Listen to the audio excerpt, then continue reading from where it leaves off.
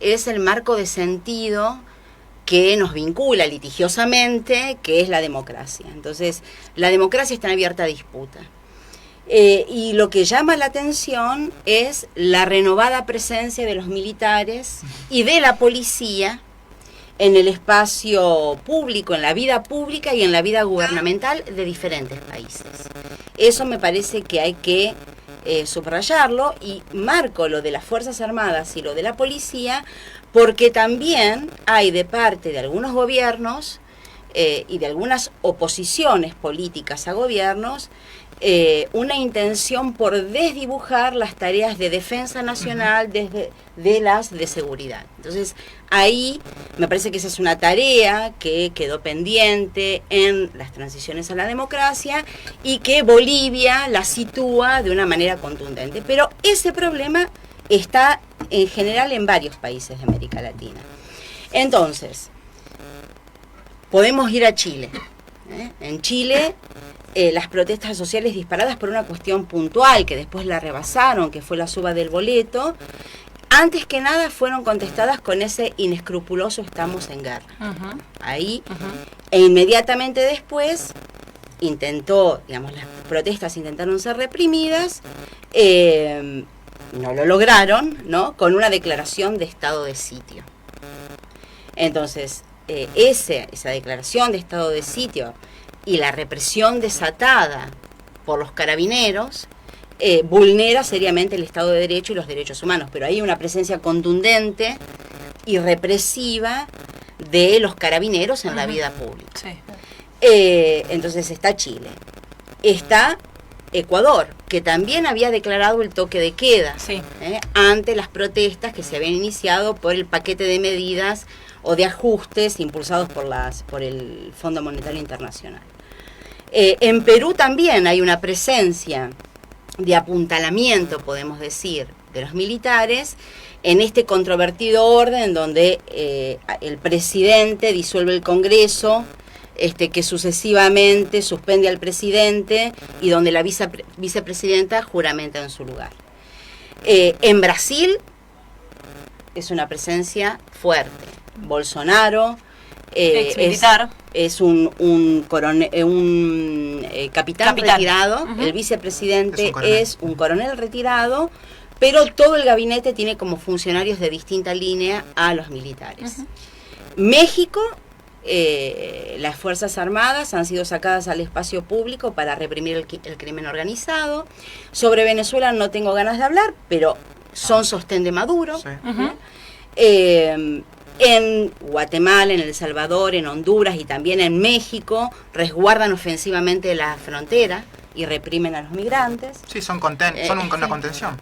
Bueno, una contención ofensiva, vamos a decir, porque reprimen a los migrantes. Y entonces, y también, vos mencionabas, Cecilia, también el caso de oposiciones que plantean la implicación de las fuerzas de defensa en cuestiones de seguridad. El caso claro, acá hubo planteos en Argentina, también lo hubo en Uruguay. Sí, claro. Por eso, en Uruguay hubo una marcha antes del día de las elecciones, porque había una discusión en torno a la introducción de las Fuerzas Armadas eso es una discusión que en América Latina está abierta. Bueno, el caso de Colombia hoy. Bueno, en Colombia fracasó, digamos, el diálogo con el ejército, el ELN, y ahí hay una presencia también contundente. Por eso es heterogénea, pero es contundente, de la policía y de las Fuerzas Armadas, con esta cuestión de desdibujar las tareas que tienen unas y otras, y por eso me parece que en ese contexto la recomendación realizada por la policía y por las Fuerzas Armadas a Evo Morales en el momento inmediatamente posterior a que Evo reconociera la auditoría de la OEA y llamara a elecciones es, digamos, y propusiera una salida institucional a la crisis que se había desatado y de la que él también era responsable, ¿no? En parte, sí. Claro. Lo que hace es no solo renovar la presencia de la policía y de las Fuerzas Armadas, en este caso son dos instituciones que poseen el monopolio de la coacción, de la fuerza física o de la violencia física, es decir, son dos instituciones que están armadas. Y que en América Latina tendrían que estar subordinadas al poder cívico, digamos. De ninguna manera las milicias, digamos, en la construcción con posterioridad a nuestras dictaduras. En los 70, ya, digamos, bolas de control civil sobre las Fuerzas Armadas. Las Fuerzas Armadas. De ninguna manera podría ser al revés, digamos. Creo que hemos aprendido de aquella época que en todo caso las milicias están a la orden de el poder político. Sí, y en cualquier gobierno constitucional deben estar subordinadas.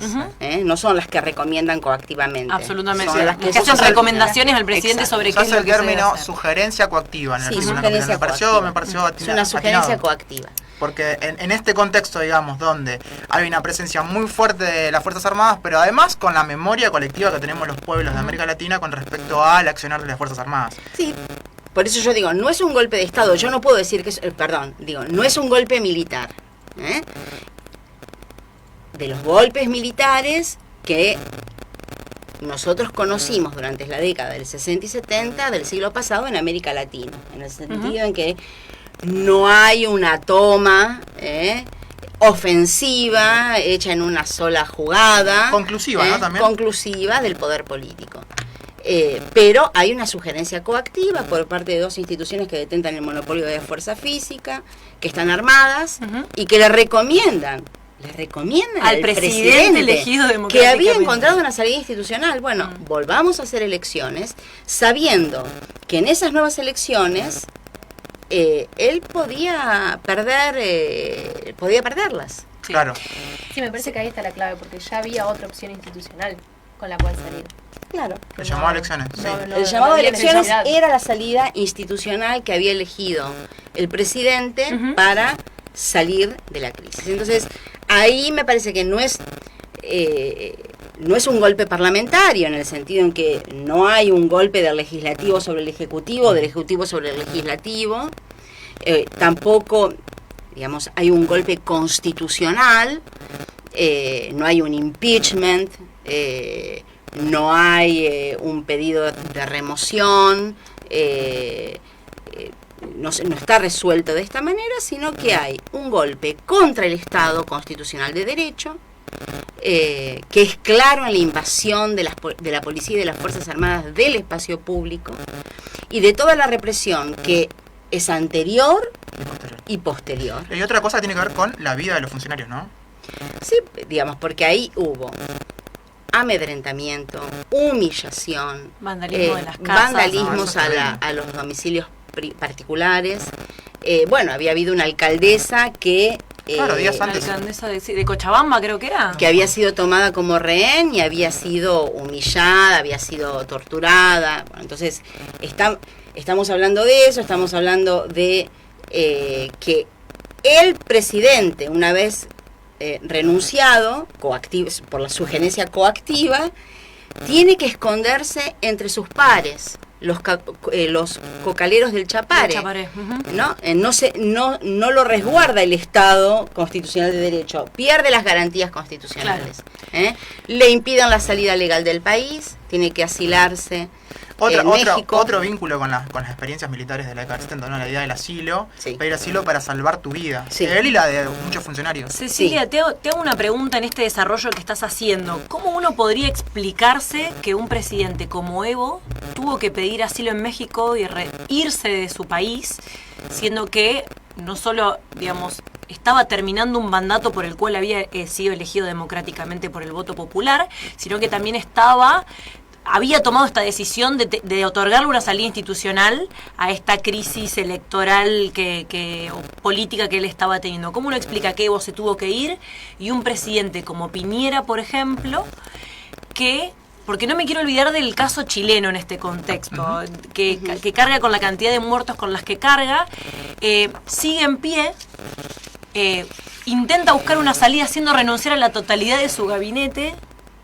Yo pensaba, como si esto fuese la solución al problema.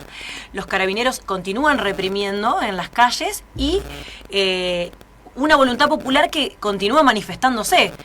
que pareciera transversal, digamos, que atraviesa jóvenes, padres, hijos, militantes, estudiantes, docentes, etcétera. Digamos, desde tu posición, que sos una estudiante de estos acontecimientos, ¿qué explicación le encontrás? Bueno, sí, en Bolivia yo no puedo decir que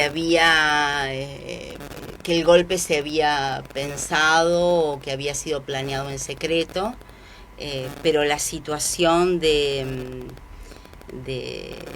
tirantez institucional, de regresión constitucional que sufren todas las democracias latinoamericanas y más allá, no solamente las democracias latinoamericanas,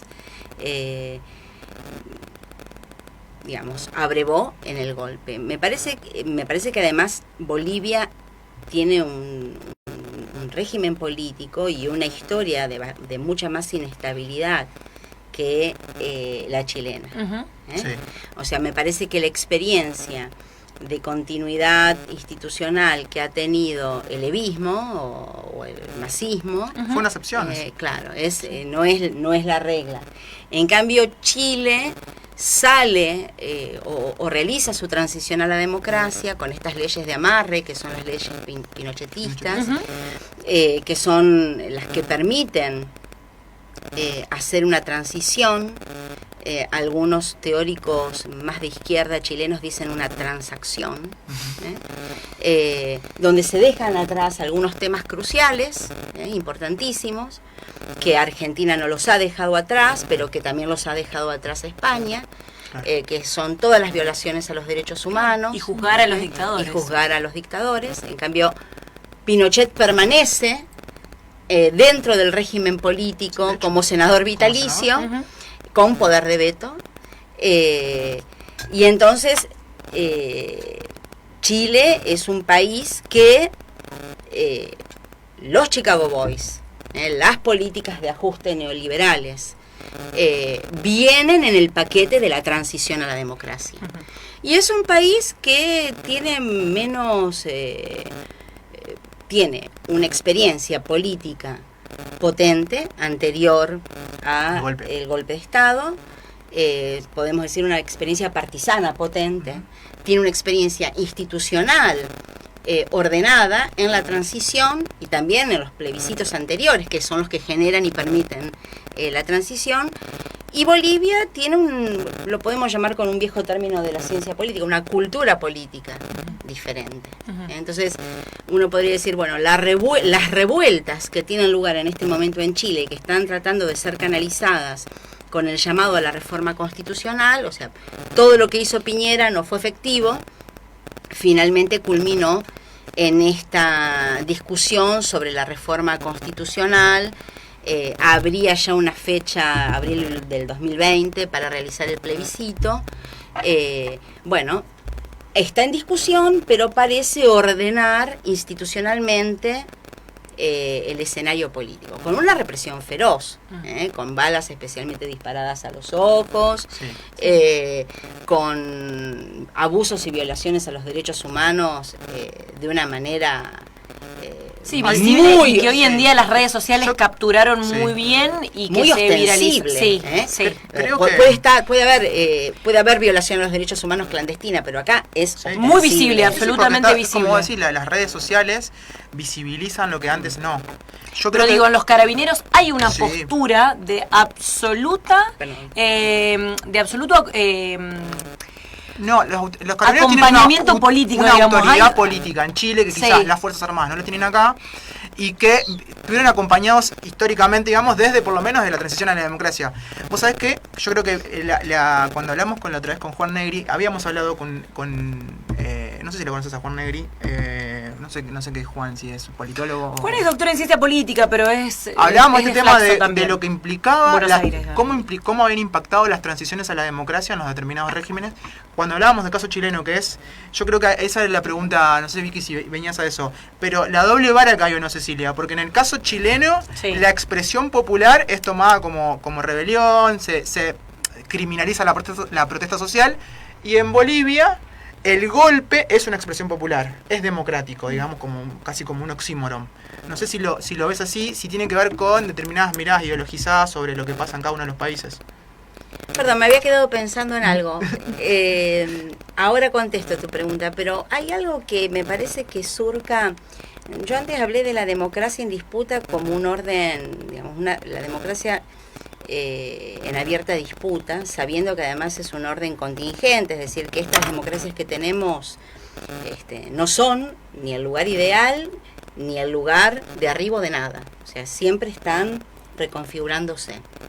Litigioso porque hay que reconocer, y digamos, me parece que Bolivia, Argentina, Chile muestran que no hay nada que se parezca al consenso y a la paz de los cementerios en estas democracias. Y revalorizar el conflicto o el litigio, digamos, la idea de que la democracia es un orden común litigioso, me parece a mí importante para poder pensar más tranquilamente en nuestros regímenes políticos. Sí, pensar al litigio constitutivamente de la política, ¿no? Pero quería decir esto. Me parece que también algo que diferencia a Chile y a Bolivia es que Evo encabeza, no podría decir una revolución, pero un movimiento anti-elitista. ¿Una democracia plebeya puede ser? Yo lo tomaría un concepto que también es un concepto que lo tomo por arriba ahora, pero hay algo que dice Rancière de que la democracia es la igualdad de cualquiera con cualquiera. Ese concepto a mí me parece poderoso, porque justamente lo que logró Evo Morales fue, digamos, interpelar e integrar, vos hablaste de una democracia plebeya, yo diría, sí, construir un país interpelando a los indígenas, a los campesinos, que eran los grandes ausentes sí. de la política boliviana. Y me parece que esto es también lo que revela el golpe, que es un golpe racista, xenófobo, revanchista que tiende a la humillación. ¿Qué te parece eso? Nosotros hablábamos ayer que nos parecía exageradamente el tema de mostrar la vivienda de Evo Morales. Eso retrotrae, ¿no?, imágenes en Argentina, por ejemplo, la idea de cómo vivían, de tratar de encontrarle la vuelta. Hay una cosa como de que el indio no puede tener esto, cómo llegó hasta acá. Claro. Sí, claro. Digamos, un odio a la situación igualitaria. Exactamente. Yo no puedo hablar de cuán igualitario, cuánto falta. Claro. No puedo decir esto. Lo que sí digo es que en el espacio público boliviano y político boliviano, Evo instituyó esta idea de democracia como la igualdad de cualquiera con cualquiera, en el sentido de romper con el elitismo y el odio, no con el odio, pero sí con el desplazamiento del espacio público de los campesinos, de los indígenas, de las mujeres de pollera, de las cholas, y todo esto, si uno mira el golpe y si lo mira el macho Camacho, tal su nombre, se da cuenta que vuelve a estar en disputa. Entonces acá hay un problema. Pero también es un problema en Chile, porque Chile también es una sociedad elitista. Sí, absolutamente. Pero la transición a la democracia y el proceso ordenado, después habría que preguntarse por qué los procesos son ordenados, qué hay detrás de la paz de los cementerios, digamos, uso una imagen que tal vez no sea exacta, pero es poderosa. ¿Qué pasa en la sociedad chilena que no se pudo nunca discutir las desigualdades del orden social y político? ¿Quiénes acceden al gobierno en Chile? Hay unas familias con unos apellidos que son las que acceden, las que son élite política. A nosotros nos sorprendió mucho la declaración de la mujer de la primera dama de Piñera, ¿no? Alienígena. Que es muy, Porque eso tiene que ver con la enajenación que hay de la élite política con respecto a lo que sucede abajo. Sí, y esa estructura social que no tiene movilidad en absoluto. Que casi ni se cruza. Que nosotros le decíamos en entrevistas anteriores, decíamos, no hay movilidad ascendente. Y alguien nos corrigió y nos dijo, y descendente tampoco. El que está arriba permanece arriba y el que está abajo permanece siempre abajo. Bueno, y esa brecha, esa desigualdad absoluta, digamos, es lo que explotó, digamos, lo que rebasó. ¿A vos qué te pareció más sorpresivo, lo de Bolivia o lo de Chile? Las dos me parecieron sorpresivas. Sí. Yo quiero decir que a mí me sorprendió más lo de Bolivia. Más lo de Bolivia. Sí. Sí. Yo quiero hacerte de mi parte la última pregunta, que es llevarte un poco a, lo charlábamos antes de que comenzara el programa, pero los posicionamientos de algunos intelectuales o académicos de izquierda, que al momento de analizar el golpe de Estado en Bolivia comienzan enunciando quizás las fallas de Evo Morales, o cuál fue el desgaste de Evo Morales que llevó en todo caso a que se encuentre en esta situación en particular. Claro, en que la policía y las Fuerzas Armadas llevan adelante este movimiento, este golpe de Estado en Bolivia. Quiero saber qué pensás al respecto, porque hablábamos como de ¿cuál es el cintureo que lleva adelante esta gente? Digamos, hablamos de timing, vos nos decías, no es timing. Digamos, que las ocurrencias de los momentos políticos para hacer este tipo de declaraciones que en vez de comenzar, como esperábamos, por golpe de Estado, comienzan por... Pero Evo. Lo que pasa es que Evo Morales se Una desgastó. especie de Corea del Centro, pero Evo. Sí. Me parece que todo lo que precede al golpe, al 9/11, no lo justifica. Y entonces el momento actual exige discutir el golpe, los actores del golpe y las salidas institucionales que Bolivia está buscando. En este momento hay tres ejes que me parecen importantes que está pensando Bolivia, aún en la situación de no legitimidad de origen que tiene la autoproclamada presidenta Yanine Áñez. Uno es que entre el viernes y el domingo va a visitar Bolivia la Comisión Interamericana de Derechos Humanos, porque quienes la llamaron para que observe la idea de sedición disparada por la presidenta autoproclamada, no legítima, hacia los medios de comunicación y a los parlamentarios, la convocatoria al diálogo nacional para convocar a nuevas elecciones, ahí están también discutiendo y hay una discusión interesante, y la derogación del decreto de Áñez que le da carta blanca a las Fuerzas Armadas o que las exime de responsabilidad penal. Entonces me parece que eso es lo que hoy hay que discutir en Bolivia para tratar de salir de la situación del golpe. Ahora, hay un montón de usos institucionales y de abusos institucionales que corroen por dentro a las democracias. Eso, cuando se habla de la muerte lenta de las democracias, no se refiere a Bolivia, o digamos, aunque lo usen para definir a Bolivia, no es Bolivia. En Bolivia hubo golpe, pero hay muerte lenta de la democracia en el sentido en que hay usos forzados de las instituciones democráticas. Un estiramiento. Sí, bueno, Evo... Hablas del caso del plebiscito. Evo había estado 14 años en el gobierno. En 2009 hubo una reforma constitucional. Ahí se dijo que, digamos, constitucionalmente el presidente puede tener 2 mandatos y no ser reelecto.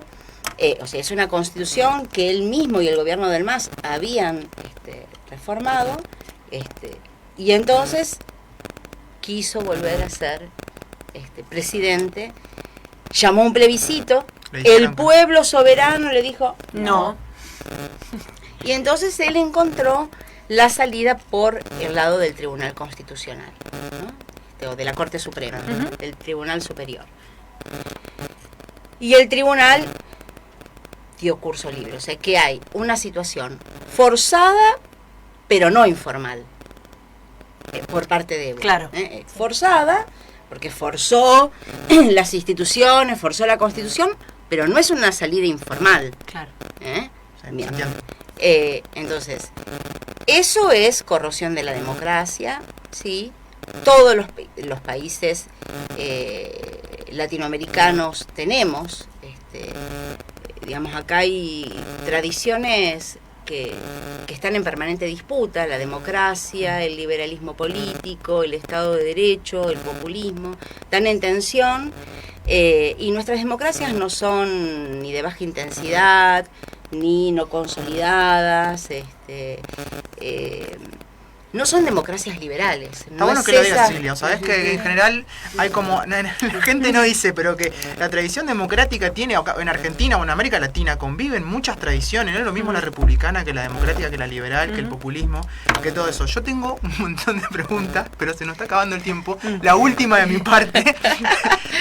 A mí me gustó mucho esta idea de si la democracia finalmente... une a representantes y representados o no, en esta idea de si hay una especie de horizonte común de sentido en el que todos nos sintamos democráticos, o si hay algunos sectores de la sociedad a los que no les gusta la igualdad de cualquiera con cualquiera. Me parece que nadie, bueno, no puedo decir nadie, no. Me parece que sí, lo que está digamos, en abierta disputa es ese horizonte de sentido que nos vinculó a todos y que lo llamamos democracia. Y por democracia, digamos, no es solamente, pero es fuertemente el sufragio. El sufragio instituye este horizonte de sentido que nos vincula, que implica reponer élites, pero también implica un derecho, un procedimiento, claro, un valor, o sea, no es solamente un procedimiento. Y garantías. Exactamente. Y garantías. Por eso, digamos, hay quienes dicen que hay autoritarismo electoral o autoritarismo competitivo cuando se rompe algo dentro de la cadena de elecciones, porque la elección tiene un sentido, digamos, no agota la democracia, el sufragio no agota la democracia, pero la expresa, y esto me parece que fue durante años un cemento, un sustrato, un horizonte de sentido en el que todos los actores se veían representados. Entonces la democracia fue un criterio de legitimidad, vamos a decirlo de esta manera. Hoy me parece que está en disputa y que hay que, digamos, me parece que estamos, si bien los conceptos son nuevos y se usan otros, me parece que estamos discutiendo, tenemos que volver algunos pasos atrás y volver a discutir Estado de Derecho, garantías constitucionales, democracia, liberalismo político, porque el tiempo de las transiciones tal vez en algunos países pasó, en Chile no, pero digamos la democracia está en disputa y eso es un problema.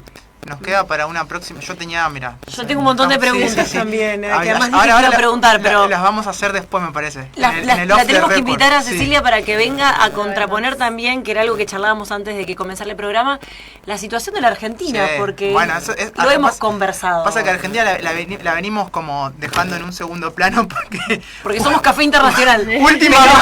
Últimamente la coyuntura sudamericana se sobrevino de tal manera que hizo esto, digamos. Sí, pero digo, antes de comenzar el programa, Cecilia me decía, tenemos que mantener vivo ese ideal de que con la democracia se come, se educa, ahora después lo vamos se trabaja, se vive. Yo dije esto, en Argentina, la invasión policial y militar del espacio público cuenta con una oposición de grandes sectores de la población, ¿no? Hay, digamos, el recuerdo hay una la memoria de la represión, la memoria de la última dictadura militar, está activa y se activa cada vez que... Yo creo que este gobierno no la tenía tan claro eso hasta lo que fue la marcha en contra del 2x1. Sí. Que fue tan multitudinaria y tan fuerte que ahí dijeron, pues no nos olvidemos que no forma parte de esa tradición. Sí, de su identidad. No nos olvidamos de la frase de los curros de los derechos humanos y todo claro, eso. Sí, por eso es contingente. Son son acuerdos contingentes, hay que pelearlos, pero sí está más presente que en Chile, por ejemplo, ¿no? Que en España. Sí, tenemos otra memoria de claro, hay otra memoria. Sí. Lo que en Argentina está pendiente es esto: con la democracia se come, se vive y se educa. Esa es la gran deuda, una de las grandes deudas de la democracia argentina. Te agradecemos por haber Cecilia, venido. muchas gracias por haber venido. Gracias. Y te comprometemos para, bueno, no sé, cuando acá @VickyMantras te convoque nuevamente. Cuando quieran. O vemos que si querés enviar a alguien de la cátedra, como vos quieras. Estamos a disposición. Nos vamos a ir al primer corte de Café Internacional. A la vuelta del mismo tenemos la columna de Nati Caneva.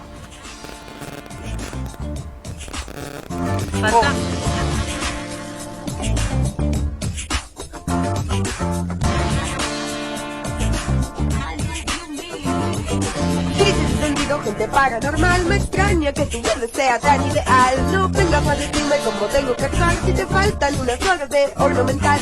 No alcanzo a imaginar un escenario ideal, me pierdo entre tanto seco espiritual.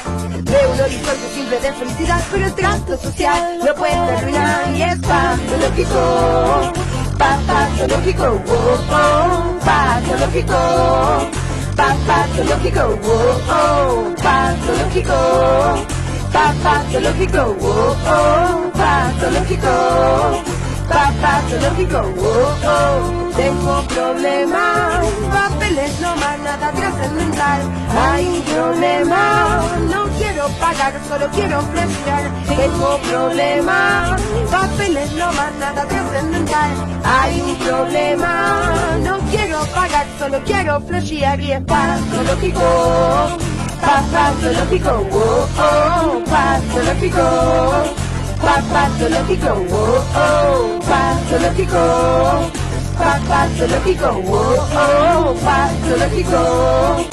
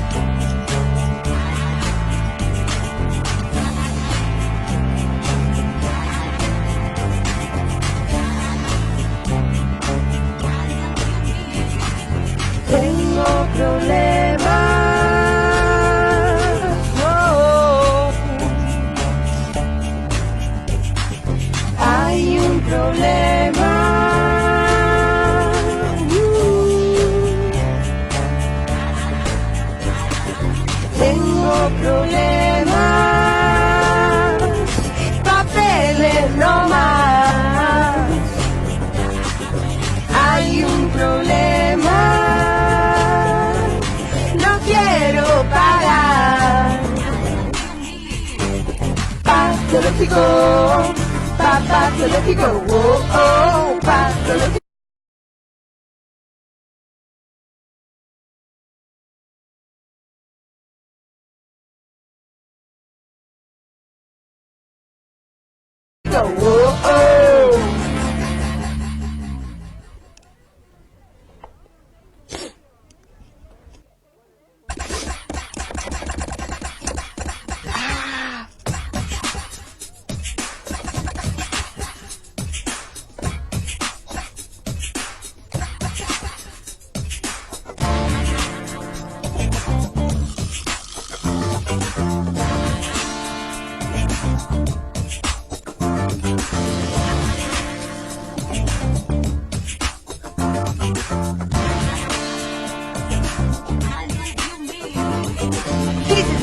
gente paranormal. Me extraña que tu verde sea tan ideal. No vengas a decirme cómo tengo que actuar si te faltan unas horas de ornamental. No alcanzo a imaginar un escenario ideal. Me pierdo entre tanto seco espiritual.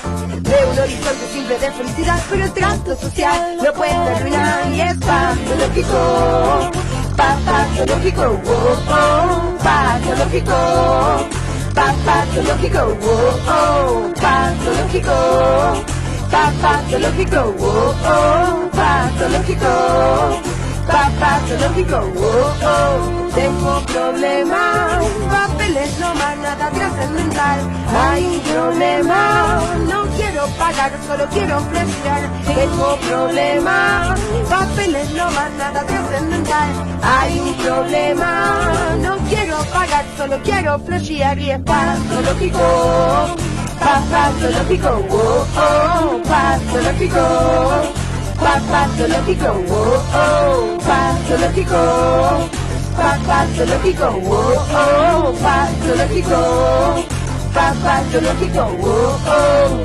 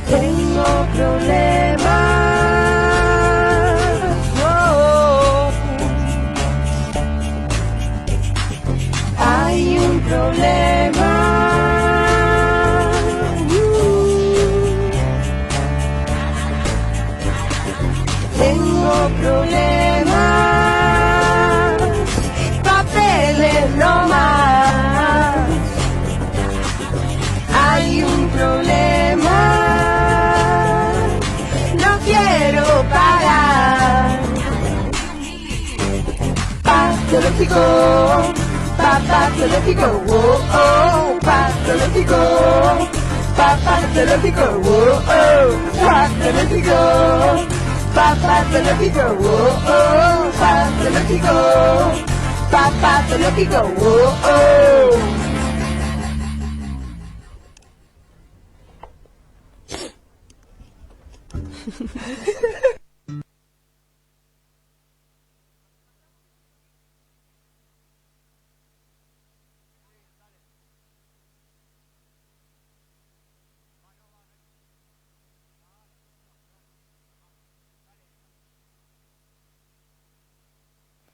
Volvemos a Café Internacional. Apareció antes la imagen que el sonido, viste que inversamente a lo que sucede en la naturaleza, o uno cree que eso, ¿no? Que la velocidad de la luz, del sonido, ya ni sé cómo es. ¿Por qué Pablo, hablo de te eso? quiero interrumpir porque trajiste una torta, pero no sé por qué no la estoy viendo en la mesa y me interesaría porque saber no es, el licenciado se la apropió. No. La monopolizó. Llega tarde y no pone las cosas sobre la mesa. No sé si se ve bien, si se observa. No soy un gran repostero, pero bien, Pablo. Pero me la arregla, sí. Bienvenida Flor, que llegó hace un rato. ¿Cómo andas, Flor? ¿Todo bien? Muy bien. Bueno, me alegro. Nos alegramos. Bien, gracias. Tuvimos una entrevista larga, Cecilia. pero muy interesante. Quedaron muy muchas preguntas en el, ¿no? Ahí como uno tenía como la libretita anotada todas las preguntas y bueno, nada. Ahora vamos a ir a la columna de Nati, que es sobre el proceso de desnuclearización de Corea del Norte. Nos vamos un poquito ustedes hacia... miren la hibridación de Café Internacional, ¿no? Sí, tenemos somos camaleónicos. Sí, no, tenemos hablar de temas variados. Dijo Ramón Díaz, nos adaptamos, así que se ríe la negra, le causa gracia. ¿Te reí en serio o...? No, me río en serio porque no entiendo cuándo vamos a dejar de hacer analogías de fútbol que solo entendés vos y los chicos y Rafa está ahí. Porque Rafa tampoco los entiende mucho. Esa afutbolización de Rafa me complica la vida. Nati. No, bueno, pero es interesante que podamos ver un poco más todo el mapa. Sí, que salgamos a América Latina. Sobre todo en esta situación actual donde entramos en una nueva etapa de las relaciones entre Estados Unidos y Corea del Norte, porque vemos que los procesos de negociaciones que empezaron en junio del año pasado entran en un punto de quiebre, en un punto de conflicto, donde nuevamente las partes se ven enfrentadas, sobre todo con las declaraciones de Kim Jong-un, líder supremo de Corea del Norte, que se niega a reunirse nuevamente con Trump hasta que este no se flexibilice un poco en las demandas sobre la desnuclearización, y mismo le puso un ultimátum, dice que tiene hasta fin de año para poder llegar a un acuerdo, si no, de forma contraria, reanudará las pruebas nucleares. A todo esto, Trump ayer dijo que él estaba dispuesto a atacar, a defender, a poder contener a Corea del Norte de la forma que sea, así que bueno, todas las cartas sobre la mesa. Ubiquémonos un poco geográficamente. Dale. Si vemos acá, nos ubicamos geográficamente. El primer mapa, ahí queda Corea del Norte, básicamente. Ahí, o sea, muy pegado a China, creo que lo importante es muy pegado a China, muy pegado a Japón. Es una península de China. Básicamente. Tiene frontera terrestre con China, por eso la importancia de Corea del Norte en términos geopolíticos. Hay tres cosas importantes de la ubicación geográfica. Primero, que limita con China, por supuesto. Después, que tiene dividido por el mar de Japón a Japón. Y esa pancita que se ve por arriba, casi esa curva, es Rusia. O sea que también comparte una frontera muy chiquita, casi 17 kilómetros, pero bueno, no es menor la influencia que tiene Rusia sobre el territorio. Ahora, ¿cómo es que obtiene Corea del Norte estas armas nucleares? De forma muy rápida, en los años 50 se da la Guerra de Corea, donde se divide Corea del Norte, Corea del Sur, que es lo que conocemos hoy en día. Por supuesto, la parte norte apoyada por lo que entonces era la Unión Soviética, la parte sur por Estados Unidos. Durante la Guerra Fría, la Unión Soviética lo que hace es crear centros nucleares de creación de energía desarrollo nuclear. De energía nuclear. Exactamente, para digamos un desarrollo energético solamente. ¿Qué pasa? Cuando termina la Guerra Fría, la Unión Soviética se disuelve, Corea del Norte se encuentra con una Rusia completamente debilitada, con una Corea del Sur armada, con armamento estadounidense, nada más ni nada menos. Y desarrollada, y un Japón aliado a las políticas de los Estados Unidos. Entonces, ¿qué pasa? Necesita tomar en manos propias lo que es su defensa, por lo que decide desarrollar estas armas nucleares. En el 85 ratifica el Tratado de No Proliferación de Armas Nucleares, pero que en 2003 ya se retira del tratado para poder empezar a hacer las pruebas. Y vemos que estas tienen lugar tanto en 2006, 2011, 2013, 2016 y la última en 2017 siendo la más importante, por el hecho de que probó de forma exitosa 2 misiles balísticos intercontinentales.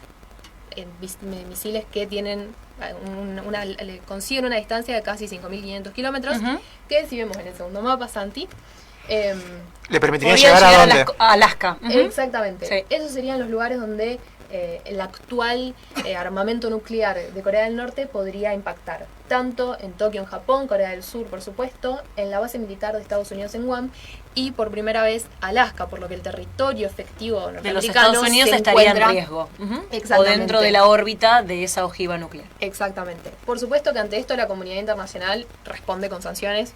Creo que hasta el día de hoy hay casi 20 sanciones contra Corea del Norte en lo que es Consejo de Seguridad de Naciones Unidas, Unión Europea, Estados Unidos, etcétera, pero que de todos modos se sigue con este proceso de desarrollo nuclear. Ahora, en 2017 también asume Trump en la presidencia estadounidense, y que por supuesto en todo este contexto de vivo desarrollo nuclear empieza con una retórica muy violenta, muy fuerte y muy directa. Es más, en un discurso que hace Trump en Naciones Unidas, dice que trata a Corea del Norte de un régimen totalitario, que oprime a su población, que es la mayor amenaza a la comunidad internacional, y que en el caso de que Estados Unidos se vea en la necesidad de defenderse o defender a sus aliados, no le va a quedar otra opción más que destruir a Corea del Norte. O sea, en Naciones Unidas, que es el estandarte de la cooperación y la paz internacional. Sí, del multilateralismo, ¿no? Exactamente. Trump lo que hace es que va a destruir completamente Corea del Norte. Sin embargo, al pasar un poco más el tiempo, esta retórica se vuelve más hacia el diálogo, hacia el encuentro, donde vamos a ver que en junio del 2018 va a empezar este proceso de negociaciones de paz, donde van a tener la primera cumbre en Singapur. Una cumbre muy, muy exitosa, lograron firmar una declaración conjunta donde ambos se comprometían a desnuclearizar Corea del Norte, a restablecer estas relaciones bilaterales, y donde mismo también participó, por supuesto, Trump, y el lado americano, el secretario de Seguridad Nacional, el secretario de Estado y el jefe de gabinete, que también nos dice un poco de la importancia que tuvo la cumbre, por supuesto. ¿Fue la vez que se encontraron Kim con Trump? Exactamente. Recuerdo acá haberlo tratado en Café Internacional, porque creo que era el primer encuentro de jefes de Estado entre Corea del Norte y Estados Unidos, si no me equivoco, ¿no? Exactamente. Que después, por supuesto, también se va a unir con el encuentro en la zona desmilitarizada, que era la primera vez que un presidente estadounidense pisaba suelo norcoreano. Sin embargo, en febrero del 2019 se da otra cumbre en Vietnam, que esa ya, vamos a decir que no tiene mucho sus frutos, fracasa en realidad. No se logra firmar ninguna declaración conjunta, es más, las negociaciones terminan de forma abrupta porque Kim Jong-un lo que pedía era el levantamiento de todas las sanciones a cambio de una desnuclearización parcial. Por supuesto que ante esto Trump no accede y no hay ningún resultado, ningún acuerdo de esa negociación. Esto también lo que permite fue un acercamiento de las Coreas. En un momento mismo se hablaba de una reunificación de Corea del Norte con Corea del Sur. Y claro, el acercamiento... Y hubo un encuentro, ¿no?, entre los primeros ministros. Sí. El acercamiento entre Corea del Norte y Estados Unidos fue concomitante al acuerdo o al acercamiento que también se daba por primera vez desde el armisticio de Panmunjom del 53. Corea del Norte con Corea del Norte y Corea del Sur. Porque también que recordemos eso, es un armisticio, ¿no? Centro de Tenenbaum y Mariano. Eso mismo iba a decir, que no hay un acuerdo de paz, por lo que en teoría la guerra sigue en pie, lo que hay es un armisticio, un cese del fuego. Un cese del fuego. Exacto. Entonces ahora nosotros nos preguntamos de que, ¿por qué si después que hubo este encuentro en la frontera que tuvo una carga simbólica tremenda, de la declaración conjunta que se pudo firmar en la primera cumbre, ¿por qué ahora nos encontramos nuevamente en una situación de enfrentamiento? O sea, ¿qué fue lo que pasó? ¿Cuál fue el punto de quiebre? Podemos analizar que, sin embargo, en todo el proceso nunca hubo una confianza mutua entre las partes. O sea, si bien en las cumbres ambos estaban dispuestos a cooperar, a poder poder llegar a un acuerdo, por su parte Corea del Norte seguía desarrollando sus pruebas nucleares, y mismo comprando armamento convencional. Y por el otro lado, Estados Unidos seguía con los ejercicios militares con Corea del Sur, mantenía las sanciones, mismo implementó nuevas sanciones. Entonces vemos que no hay una confianza por ninguna de las dos partes para que permita acelerar. Sí, destrabar el conflicto. Y después hay otra cosa, Nati, que imagino que la traes, que es la idea, lo estratégico y la importancia de la zona, eso, ¿no? Bueno. En términos comerciales, económicos y después más allá de lo geopolítico. Es una zona esa muy, muy caliente a nivel mundial. Sí, y no digo la más, porque está en Medio Oriente, pero si no, ahí tenemos un montón de conflictos latentes y de amenazas y contraamenazas, y tiene el valor de que ahí cerca tenés Hong Kong y China y los puertos con mucha plata, ¿no? Con mucha comercialización. Y también lo que significa la influencia china en la región, y cómo Japón y Corea del Sur, siendo los principales aliados de Estados Unidos, significan también una suerte de tapón, de contrapeso. De contención a la influencia china en la región, por lo que si tanto Japón como Corea del Sur se ven amenazados por un Estado que en términos relativos materiales es mucho menor, con mucho menor peso, por tener un arma nuclear, el balance regional se desestabiliza completamente. Y también una cuestión más simbólica de que, digamos, solamente 9 países actualmente tienen armas nucleares, y solamente 2 armas nucleares se usaron en toda la historia, que es Nagasaki y Hiroshima. Entonces, que verdaderamente un país, que encima es un país no democrático, que digamos desde el punto de vista del discurso estadounidense es un país un poco irracional, que no sabemos qué puede hacer, que se puede levantar un día y puede tirar una bomba, la verdad que es de preocupación para Estados Unidos, por lo que es lógico desde ese punto de vista que no acepte un acuerdo sin una desnuclearización total. Y hablando de un tipo de gobierno así, tan cerrado, o sea, el término, qué sé yo, dictatorial, autoritario, podríamos ir más profundamente todavía, no es el caso, no me interesa tampoco, pero el tema es, si Corea del Norte se desnucleariza, también pierde el único poder de negociación que tiene. Exactamente. Ese es el lo tema, cual ¿no? es imposible, nunca se desnuclearizaría Corea Totalmente. del Norte. Corea del Norte, en el caso, salvo que haya una especie de levantamiento de revuelta popular en la que se voltea el gobierno y se inicia un proceso, ni siquiera, porque Corea del Norte es uno de los regímenes más ideológicos y que más arraigado tiene el tributo al líder. O sea que personalmente yo después les voy a recomendar, ahora no recuerdo el nombre del autor, pero hay un libro que él es un caricaturista canadiense que se casa con una médica de Médicos Sin Fronteras. Y él relata en sus últimos libros, en sus últimos 3-4 libros, los destinos a donde enviaron a su mujer a trabajar con Médicos Sin Fronteras y donde él estaba y se dedicó a escribir, digamos. Como marido de la mujer, ¿no? Exacto, como marido de la mujer médica de Médicos Sin Fronteras. Y uno de los libros, hay uno sobre Jerusalén que es muy gracioso, hay uno sobre Shenzhen en China, que está muy bueno también, y tiene uno sobre Pyongyang, la capital de Corea del Norte. Bueno, es imperdible lo que él logra relatar en ese libro. ¿No?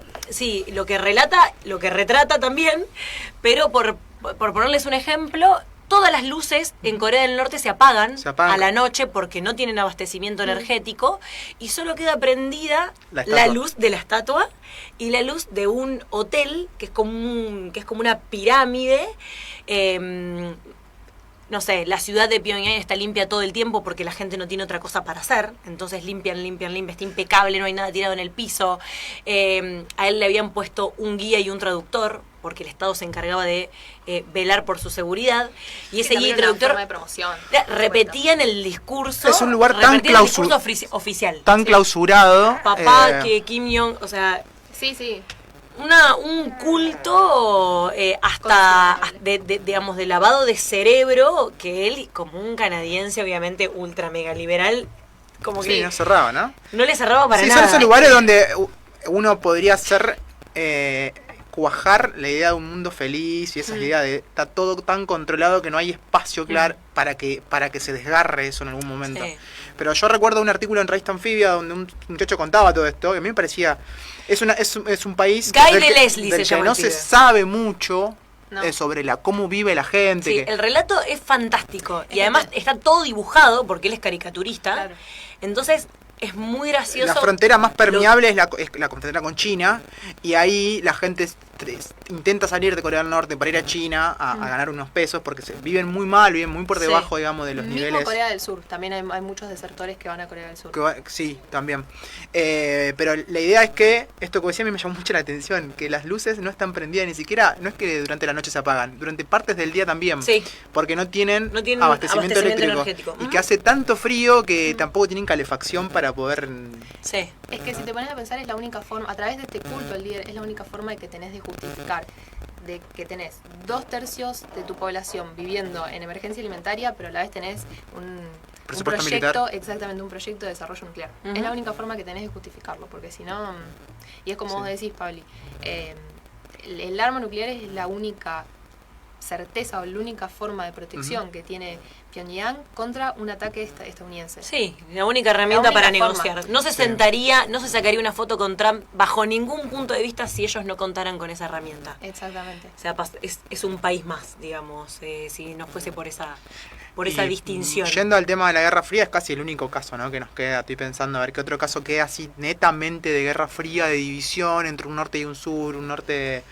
Sí, creo que es el único. Sí, porque a veces algunos dicen Cuba se fue occidentalizando a su manera, se fue abriendo, y deshelando. Sí. Y Cuba no tiene desarrollo nuclear. No, para nada. Kit de la cuestión fundamental, y siempre le ha servido como propaganda norteamericana para decir, en la isla de enfrente se vive de esta manera, y acá se vive de esta manera. Uno trabaja, consigue lo que quiere. Digamos, la lógica del capitalismo liberal está libre, y creo que han permitido que la isla siguiese su camino para marcar esa diferencia. Como espejo, es hasta una cuestión propagandística para mí de los Estados Unidos. ¿Algo más para cerrar? No, solamente invitar a pensar qué es lo que va a pasar después de esto. Es decir, tenemos dos actores que están completamente intransigentes en su posición, que no piensan dar el brazo a torcer, y Kim Jong-un ya dijo, a fin de año retoma las pruebas nucleares y sabemos que tiene la capacidad para poder seguir incrementando su arsenal. Entonces, bueno, ver qué va a pasar, cómo va a reaccionar Trump, qué es lo que efectivamente va a pasar en el futuro. Sí, el tema de la disolución mutua asegurada, que es esto de que dos países que tienen armas nucleares no se atacarían. Exacto. Bueno, el tema es ese, a ver, Trump negoció de esa manera con Kim, también lo hizo con Irán en su momento, o sea, la idea de llevar la posibilidad de un ataque hasta el último límite. No hay más límite más allá de eso. Entonces me parece que intentó esa movida, le sirvió en algún momento con Corea del Norte, pero sí, no sé, yo me parece que se van a mantener las cosas como están. Tampoco es que Corea del Norte, más allá de esta idea de que bueno, los misiles puedan llegar hasta territorio efectivamente norteamericano, mientras no desestabilice la región, me parece que no va a pasar más allá de eso. Sí, el problema es que Corea del Norte está acostumbrado a vivir, por ejemplo, bajo sanciones económicas, bajo recortes presupuestarios. Entonces, también la salida diplomática de sanciones económicas se agota en algún momento. Claro. Porque tampoco le vas a poner 50, 60 sanciones, porque de algún modo logra esquivarlas, sea con China, sea con Rusia, de algún modo se logra. Sí, entonces, obvio, siempre hay alguno que apuntala a eso. Y alguno que le sirve que esté Kim en el gobierno, ¿no? También. Sí, porque si no... Bueno, muy bien, nos vamos a ir al segundo corte, cortito. A la vuelta del mismo tenemos Mix de Noticias. Mix de Noticias y cerramos el programa del día de hoy. Y Goodbye Lenin, sí. Goodbye Lenin, totalmente. Nos vamos a ir entonces al segundo bloque, sin antes saludar a nuestro operador estrella Santiago y recordarle que estamos saliendo... Bueno, ¿habíamos olvidado? Sí, no lo dijimos en ningún momento. Dijimos, me llamó la atención. Sí, me olvidé. Bueno, estamos saliendo en el Facebook de Conclusión. Tienen que seguir a Conclusión en Facebook y estamos en vivo ahí en este momento. Estamos en el canal de YouTube de Conclusión, que es Conclusión TV, y también en Radio Síntesis Rosario, que es la radio del portal digital Conclusión. Pero además tenemos nuestros canales propios, nuestras redes sociales, nuestras plataformas propias, nuestras redes sociales, que es café.internacional, que es nuestro Instagram. Después tenemos nuestro Facebook, Café Internacional, y tenemos Twitty de nuevo. Twitty de nuevo, que te encanta decir Twitty. Me encanta. Que es Café Radio FM, sí. De cuando Café Internacional salía por el no hace otra cosa que graficar FM. Que el Twitter estaba muy rezagado. Sí, y que no, porque ¿sabes qué pasa? Ya hay un montón de usuarios creados con el nombre Café Internacional. No lo podemos cambiar. Y además como que nos da una melancolía que nos gusta, entonces lo dejamos. Eso, la de la melancolía, hacete cargo vos, no es mi caso. Nos vamos al segundo corte de Café Internacional, ya volvemos. Che, posta, si ponés Café Internacional, ya está creado. Café Internacional 1 está creado, Café Internacional 55 está creado. Bueno, che, yo tengo hambre, chicos. Che, tenemos que todos siempre tenemos... No quiero pagar, solo quiero flashear y es patológico. Patológico, oh, oh, patológico. Patológico, oh, oh, patológico. Patológico, oh, oh, patológico. Patológico, oh, oh.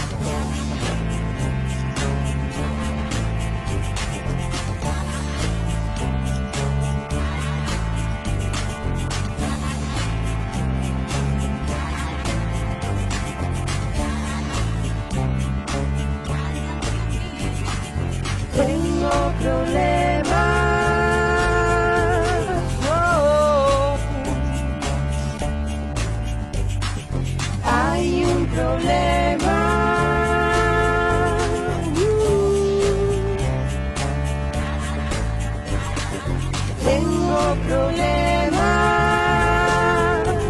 papeles no más. Hay un problema, no quiero pagar. Patológico, patológico, oh, oh, patológico, patológico, oh, oh, patológico, patológico, oh, oh, patológico, patológico, oh, oh.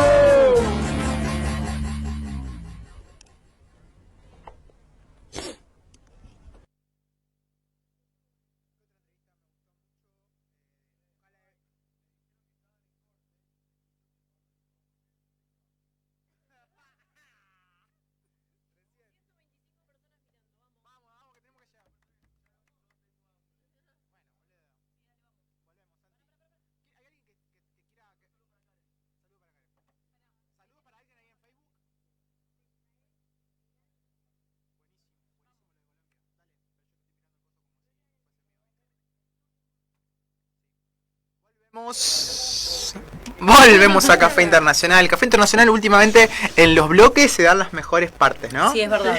¿Viste en esa distribución de lo que le toca a cada uno? Bueno, en los cortes. O sea, van a tener que venir acá, gente. Si quieren ver nuestra mejor versión, van a tener que venir a los cortes, a los bloques. Y me comentan que la gente dice que se escuchó que tenía hambre. Bueno, por suerte trajiste. Por suerte yo mismo, que he hecho el Centric cabeceo. Con mucho pisito quemadito. Oh, pero crítica. Vos sabés cómo es. Pero rico, pero quemado. Yo quiero decir esto. Yo avisé que estaba quemado. Quiero decir también era que te comiste la mayor parte. O sea, porque yo también tenía hambre.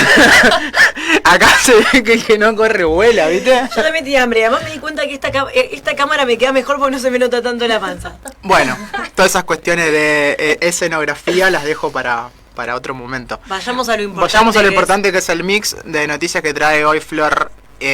Porque también pasan cosas más allá de Chile, Bolivia, Argentina, Corea del Norte, Estados Unidos. @Flor Marina. Flor Marina. Instagram. No, es M Flor Marina. Bueno. M Flor Marina. Me tengo que aprender los Instagram de todos porque, claro, yo... A partir de ahora tenemos que empezar a robarnos entre nosotros cuando hablamos. @Pablo Piache. Sí, Pablo-Piache. Tengo que cambiar ese... Bueno, no importa. No me gusta mi usuario, por eso no lo digo. Flor, te escuchamos. Bueno, traje 3 noticias para que charlemos un poco y no vamos a hablar de Bolivia ni de Chile. Traje una de Israel. De Israel siempre pasan muchas cosas también. Sí. Hubo bombardeos en la Franja de Gaza, bombardeos a Hamas. También hay problemas internos en cuanto a la constitución de un nuevo gobierno. Sí. Pero lo que quería que charlemos era una decisión que tomó Estados Unidos que implica a Israel de forma directa. Lo que hizo Estados Unidos a través del secretario de Estado, que es Mike Pompeo, fue declarar que los asentamientos israelíes que están en territorio ocupado de Cisjordania ya no son considerados ilegales. Exactamente. Sí. Específicamente lo que dijo Mike Pompeo es que él considera que per se no son inconsistentes frente al derecho internacional. Y esto es importante porque marca un antes y un después en torno a una postura que existe dentro de Estados Unidos y a nivel internacional. Porque tanto Obama como gobiernos anteriores, incluso desde 1970 aproximadamente, consideraban estos asentamientos como ilegales. Irregulares. Sí, dentro de esa tradición diplomática de Estados Unidos se había vulnerado con Bush, con el hijo de, ¿no? George W. Exactamente, que según Miranda, el 42 presidente de Estados Unidos, si no me equivoco. Qué dato te tiré, ¿eh? ¿Te gustó? @Pablo_. Bueno, sí. Bueno, pero quiero decir, hablando de lo interesante, que es esa posición que ha sido siempre la de reconocer como ilegales o... No sé bien cuál es la posición, pero... Inconsistente frente al derecho internacional. Bueno, es ilegal. Mike Pompeo... traducido así, pero en George W. Bush... esa posición se había vulnerado un poco, se había reconocido, me acuerdo del tema de la línea verde, si se corría un poquito más acá, y ahora sí ya mucho más contundentemente, yo creo que Trump vino a romper con un montón de tradiciones, recordémoslo, ¿no? El reconocimiento de Jerusalén, Sí. también. Sí, justo les iba a comentar eso, que esto se da en el marco de una serie de medidas que tomó Trump, que era una de ellas, reconocer a Jerusalén como la capital de Israel y no a Tel Aviv, y en segundo lugar también reconocer a los territorios del Alto Golán como parte de Israel también. Esas medidas en su momento habían sido bastante polémicas y en las noticias se hablaba de que podían pasar cosas terribles, que podía provocar o aumentar los conflictos en la zona, pero no fue tan así porque en la zona hay conflictos siempre. Recordemos que las alturas del Golán se las queda Israel después de la guerra de los 7 días, en 67, que es territorio que pertenece originalmente a Líbano. Entonces, porque por ahí queda como medio ahí. Sí, queda en el aire. Sí, cierto. Gracias.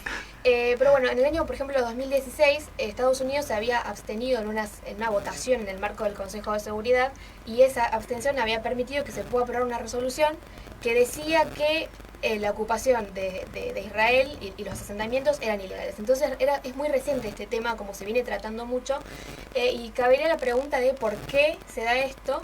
Y bueno, podríamos verlo como en el marco de una serie de medidas que viene tomando Estados Unidos, y también en el marco de una crisis interna en Israel, porque el primer ministro Netanyahu, que viene gobernando desde hace una década, está teniendo muchos problemas para poder reformar el gobierno. Construir gobierno. Claro, y tenemos una nueva figura que es el centrista Benny Gantz, que bueno... Que era el que le iba a dar supuestamente gobernabilidad a Netanyahu, y que ahora pareciera que es el que dice, me puedo quedar yo con todo. Claro, están negociando. Y es como la tercera vez que llaman elecciones. Voy a contar un detalle de la reciente visita que hice. @Vicky Mántaras estuvo en... No te hagas un comentario por algo, traje también, porque si estuviste ahí debes tener información. Es nuestra enviada especial al lugar de los hechos. Quiero contar detalles de cuando estuve en Israel recién en septiembre, hace muy poco, que era que si había algún país latinoamericano que había reconocido a Jerusalén como la capital, el guía se ponía súper contento. Como por ejemplo Brasil, digamos, emoción total. ¡Ay, gracias por reconocer a Jerusalén como capital! Wow. Lo decía. Wow. Creo que Nicaragua también la reconoció, porque en el viaje había nicaragüenses, había costarricenses. No me suena. Vos es que me parece que sí. Habría que chequear ese dato, pero había países latinoamericanos que también, además de Brasil, habían reconocido a Jerusalén como la capital, y que Estados Unidos, por supuesto, y ellos tipo te felicitaban.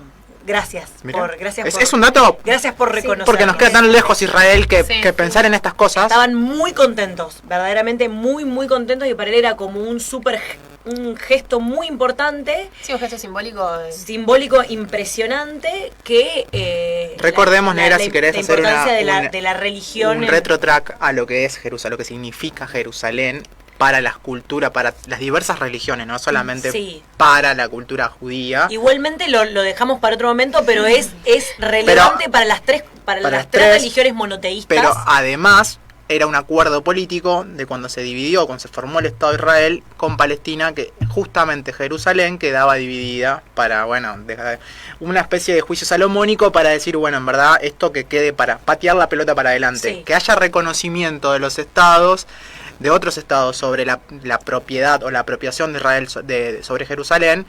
Es un acontecimiento político internacional de gran relevancia, eso es importante. Y otra cosa que quiero contar es que era muy común ver asentamientos irregulares, ilegales, que por supuesto era quizás un grupo de familias ortodoxas generalmente, ¿no? Que el Estado le ponía, esto es literal, 200 cámaras de seguridad, izaban la bandera de Israel, es decir, vos veías, estabas en una parte de Israel que quizás era control B, recordemos que es administración palestina, pero control militar israelí, o sea que la población era palestina, pero en el medio una casa con 200 cámaras, una casa judía con una familia ultraortodoxa, y en el medio de esa casa una bandera gigante de Israel izada.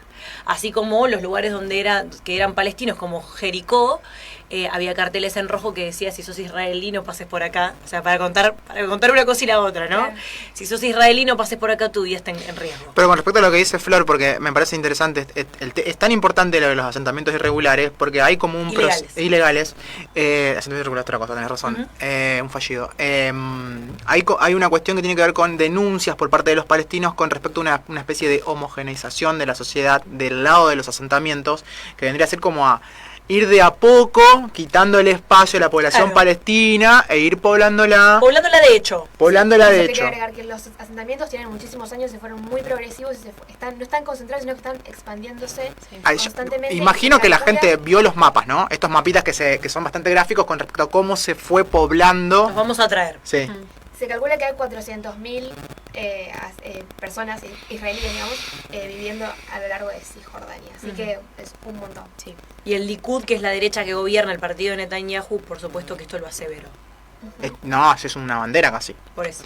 Vamos así estábamos en Israel, nos vamos a vuelo charter a Colombia o... Bueno, vamos a Colombia. Vamos a Colombia. Sí, porque estuvimos hablando de Chile y Bolivia y Colombia parecía que estaba bastante tranquilo y que era uno de los estandartes que seguía teniendo la centro derecha latinoamericana, ¿no? Pero para mañana, jueves 21 de noviembre, está prevista una huelga nacional y una serie de protestas en todo el país y al mismo tiempo se trata de una huelga completamente planificada porque se quería organizarla para octubre, pero se postergó porque hubo elecciones en ese país. Finalmente se va a dar mañana y, en cierta forma parecería que la ola de descontento social latinoamericano está llegando también a Colombia. Y lo particular que está ocurriendo es que están militarizándose las ciudades, o sea, el gobierno decidió hacer eso para prevenir o para empezar a reprimir.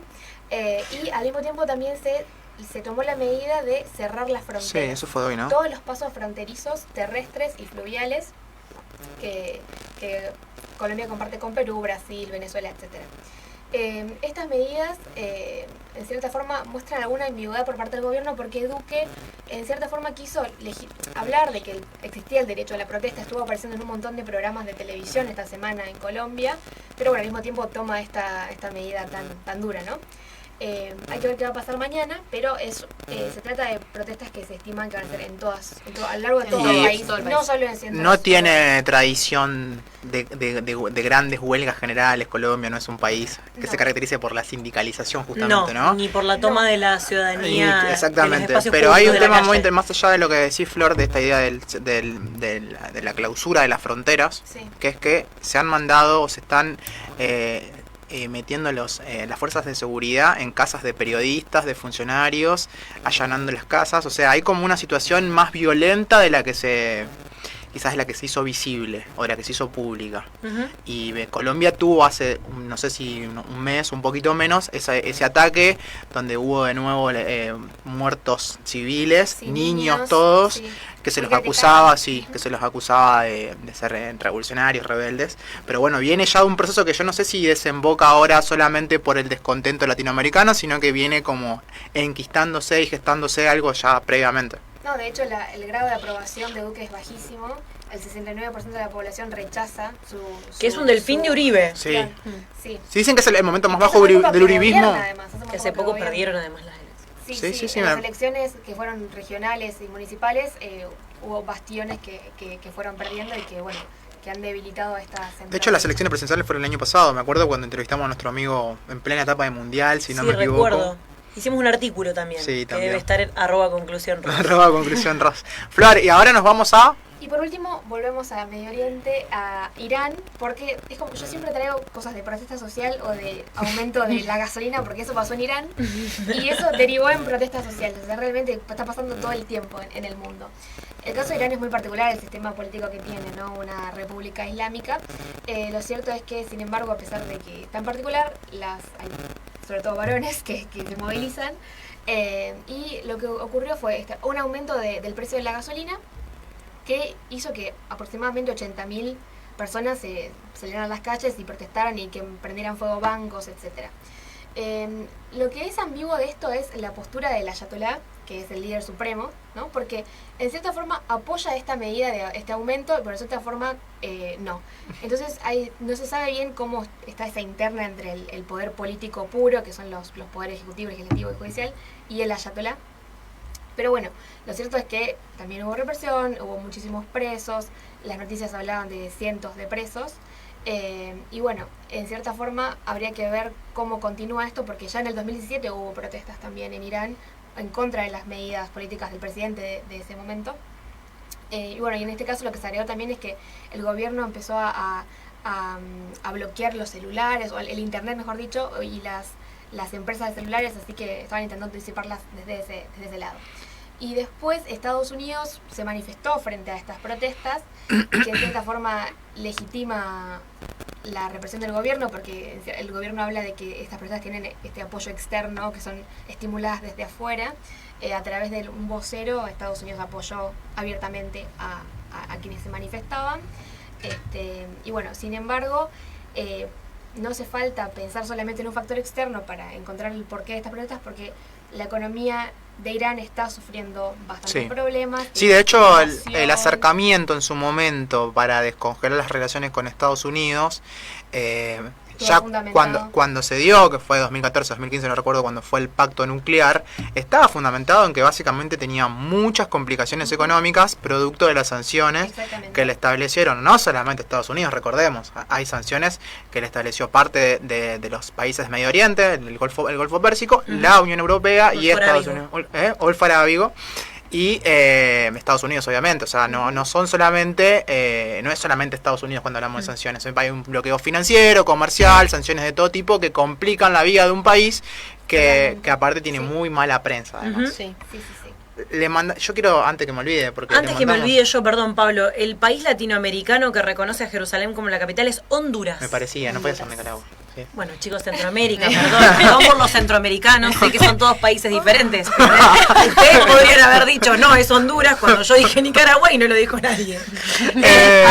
@Pablo_Piache. Yo quiero mandarle un saludo a @Karen_Camicia, creo que es así, o Karen Camicia. Sí, Karen Camicia, le mandamos un beso grande, que la gráfica de nuestras redes sociales cambiaron gracias a Karen. De hecho, tenemos que cambiarlas de acá, ¿no? Esta la vamos a cambiar para el próximo programa. Mirá vos. Le mandamos un gran saludo a Karen, que nos mira desde la madre patria, como dijo el presidente en su momento, ¿no?